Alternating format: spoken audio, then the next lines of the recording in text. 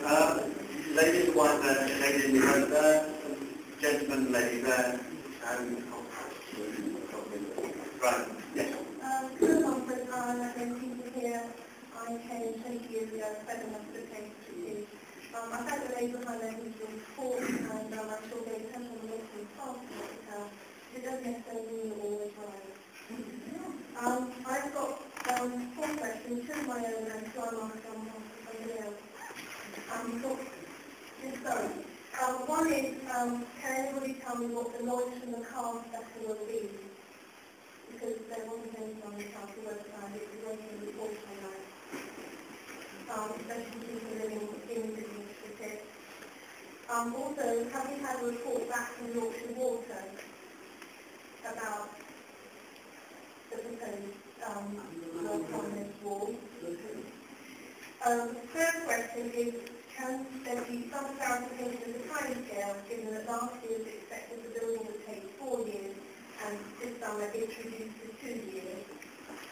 And finally, when by whom was the decision made to allow the developers to go into commercial street when this wasn't in the original draft or plan? And finally, if you'll just give me another moment, when I came here, I met a very inspiring lady in Providence who told me that she was part of the group that stopped Harcar crabs being turned into dam, and it was only stopped at the very last minute by council. The waterfall was so confident they put their market up and down the valley, and so I think anybody who has concerns should be space. I'll hand over to that lady.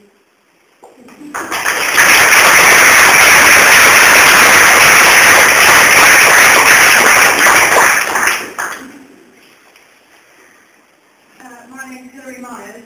I live in Providence, and as I'm not a Hexham Bridge resident, I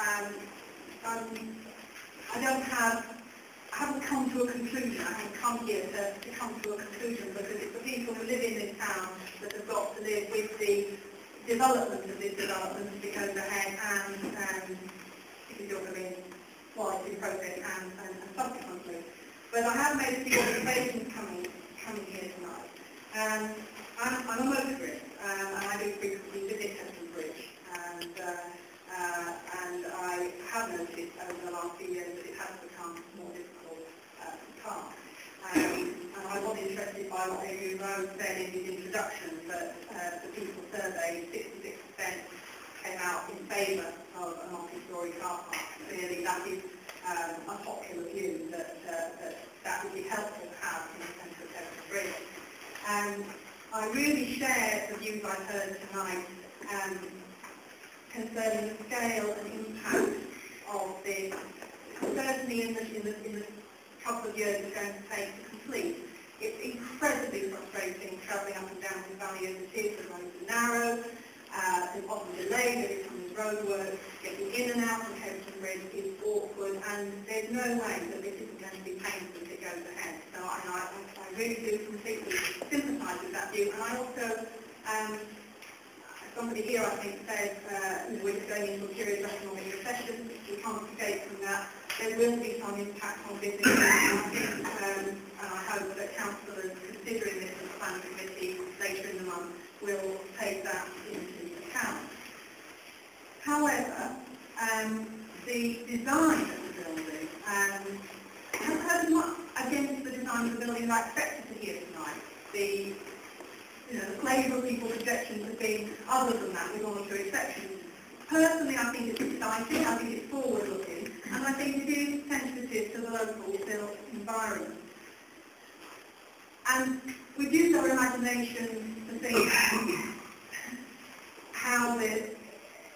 what the negative impact of this could be. We should use our imagination to think what positive impact could be on the prosperity of the town. Somebody said, it's a funky town, it needs funky buildings. And something that occurred to me was we're very, very proud now of our industrial heritage. The canal, the chimneys, the mills, the railway viaduct. We're putting a lot of effort into preserving and celebrating that heritage. Now, when those things were built, I don't know whether I don't think there was anything like the kind of public consultation we've got now. It may not be the sort of the amount of public consultation that we want for the future. I'm an ardent Democrat, but it was somebody with vision who put those things in the landscape that we value today. And I think it's very likely that if this scheme goes ahead, it will be the people that have enriched in the future who want to preserve it, along with what's left of our more older industrial heritage. And just a couple more things, Chair, if I may.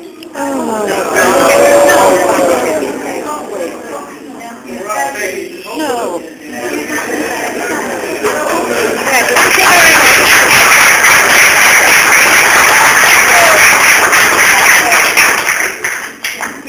We have got some big schemes of our own contenders in Bolton, so I'm not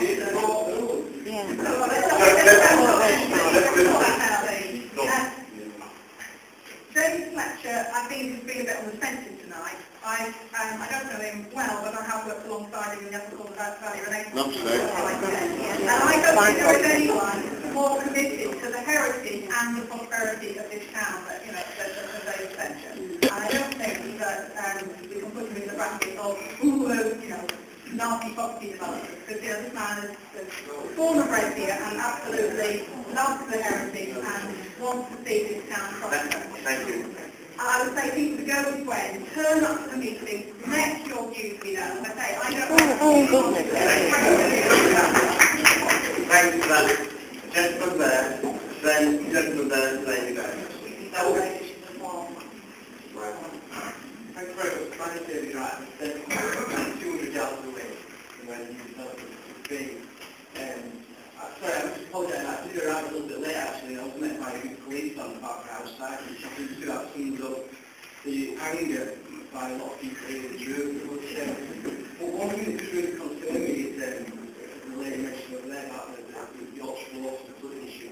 I really struggle to get building insurance for my practice now because it's now been placed in a high-risk flood area because the slightest bit of rain might not flood into sewage water. I've let the Yorkshire Water explain that it's a major problem because the sewer down the back on Cross Street by the police station is just too small to cope with the amount of water which obviously backs up from further down around that way. They've tried to spend, we've created the Yorkshire Water to spend thousands installing pumps, various vertical pumps in all the properties around the pub, various properties around where my business is, and we still flood it raining the other day. We have sewage out of toilet paper in my patients actually in practice with smell of sewage. The Yorkshire Water very much aware that we're trying hard, but they do appreciate it's a big white problem. I'd like to know the developers as to what take into consideration and how it might sell floods, how on earth is underground parking not going to flood, which is further downstream. So they might